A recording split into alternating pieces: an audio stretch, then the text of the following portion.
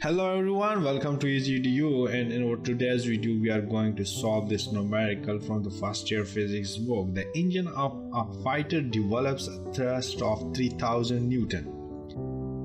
What horsepower does it at a velocity of 600 meters per second? To calculate the horsepower developed by the fighter jet engine, we can use the relationship between power, force and velocity. We already derived this equation in our previous video. We know that power P is equal to work done per unit time, and we also know that work done W is equal to force times displacement on the dot product between force and displacement. Now S by T is velocity, so we can get power P is equal to force times velocity.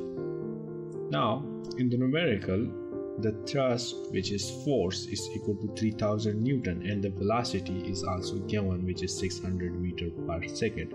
Substituting this value in this equation, we will get power P is equal to 3000 Newton multiplied by 600 meters per second. Multiplying this force and velocity, we will get 1.8 million watts. Now we need to convert the unit of power from watts to horsepower. To do this, the conversion factor we know is 1 horsepower is equal to 746 watts.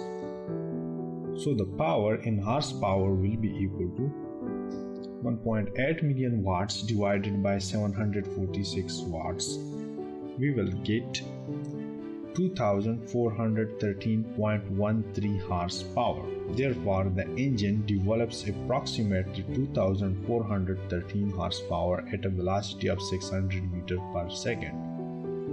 That's it. Thank you for watching and do not forget to subscribe easyedu for more videos.